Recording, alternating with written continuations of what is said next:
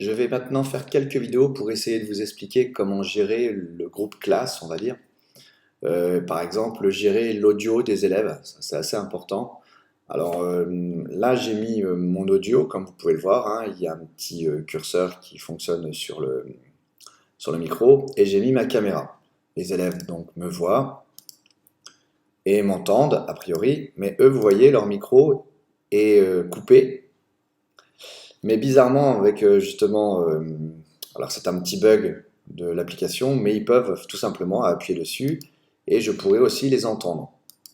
Donc il va essayer de falloir gérer un peu ça, parce qu'autrement ça peut être vite le brouhaha. Si tous les élèves appuient sur l'icône micro et partagent leur micro, on ne va plus rien du tout entendre. Donc il va falloir essayer d'expliquer aux élèves comment prendre la parole dans un groupe.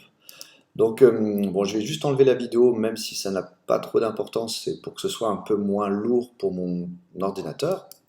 Donc là, je ne partage plus la vidéo, mais je partage toujours le son. Et je vais vous montrer donc comment essayer de gérer le son avec plusieurs intervenants.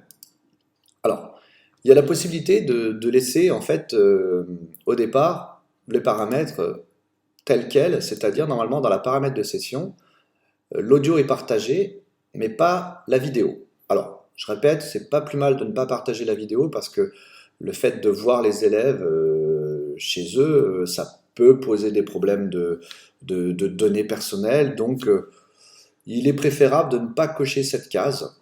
Après, c'est à vous de voir si vraiment les élèves veulent se voir entre eux, etc. Mais moi, je vous déconseillerais de la cocher. Alors maintenant, partager l'audio, c'est coché. Donc ça signifie que tout le monde peut prendre la parole n'importe quand. Donc là, si l'élève numéro 1 appuie ici et si l'élève numéro 1, 2 appuie ici, je vais entendre les élèves parler en même temps. Donc là, comme je disais tout à l'heure, et en plus si moi je parle, on n'entend plus rien. Donc il faut quand même essayer de leur expliquer que justement chaque élève doit prendre la parole à tel ou tel moment et qu'il ne prend la parole que si le prof le demande, lui donne la possibilité. Alors malheureusement, il ne peut pas lui donner la possibilité technique, mais il peut lui dire, voilà, prends la parole.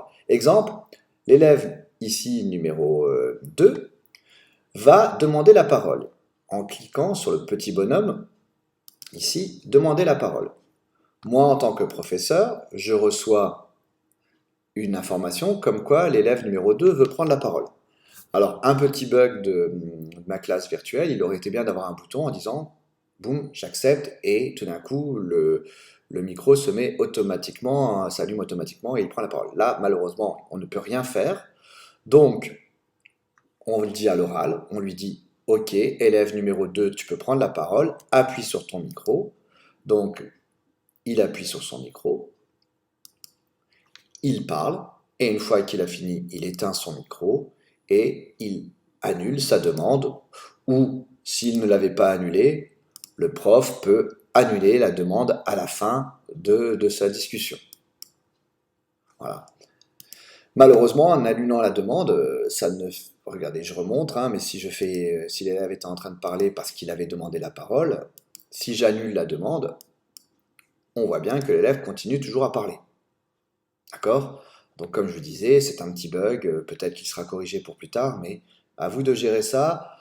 Si c'est vraiment ingérable, alors soit vous pouvez exclure l'élève en utilisant le module de gestion de la classe que je vous ai montré dans une autre vidéo. Alors un autre exemple, on peut aussi, par exemple, les élèves ont tous allumé leur micro, mais j'aimerais bien qu'ils se testent tous. On le voit là, par exemple, je suis dans la partie gestion des élèves ici. Comment elle s'appelle cette partie-là? Je ne sais pas, mais c'est pas très grave. Et je vois en fait que tous les élèves ont leur micro allumé. Je peux désactiver tous les micros de tous les élèves. Alors ici on va le réactiver, mais à partir de ce moment-là, on pourra leur expliquer des choses simples. D'accord? Et là, par exemple, on voit le modérateur a fermé votre audio, et comme je disais, je peux le rallumer malheureusement. Mais à partir de là, on peut punir. Donc voilà comment on peut supprimer tous donc je clique sur les trois petits boutons là, tous les micros d'un coup, à part bien sûr celui du prof. Enfin, autre possibilité aussi, je peux faire de telle façon, excusez-moi, dans paramètres de session, que personne n'ait l'audio au départ. Donc là, mes élèves n'ont plus l'audio. Ils peuvent demander la parole. Voilà, l'élève 1 a demandé la parole. Malheureusement, il manque encore une fois un bouton lui disant bah, « tu peux parler, vas-y ». Mais ce qu'on peut faire, c'est l'élève qui a demandé la parole, je peux, pendant quelques secondes, lui donner un rôle de présentateur. Voilà.